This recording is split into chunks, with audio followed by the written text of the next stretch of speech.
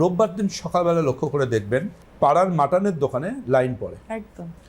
পাঠার মাংসের দোকানে লাইন পড়ে না? ওরা কিন্তু চিকেনটাকে মাংস বলে মানতেই রাজি না। মাটনের দোকানে লাইন পড়ে এবং আপনি দেখবেন ওখানে মানুষ হাতে করে বিষ কেনেন, হাতে করে বিষ কেনেন, টাকা দিয়ে বিষ কেনেন। আমি কি বিষ? দুটো বিষ কেনেন।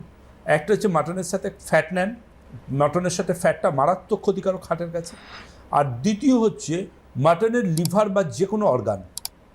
মাটনের লিভার হচ্ছে বিষের আখড়া, অনেকে মানে মেটে, মেটে মেটে হচ্ছে বিষের আতুর ঘর।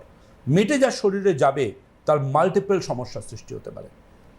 শুধু মেটে নয়, যে কোনো রকম অ্যানিমাল অর্গান আমাদের শরীরে বিষবৎ কাজ করে।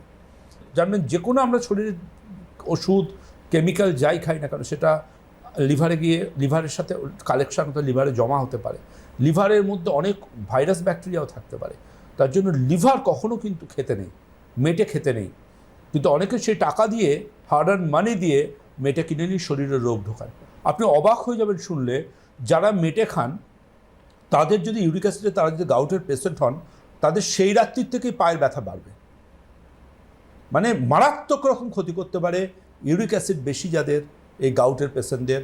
এই ধরনের অ্যানিমাল অর্গান, যে কোনো রকম animal organ, any type of animal organ, এটা কিন্তু মনে রাখতে হবে আপনাদেরকে।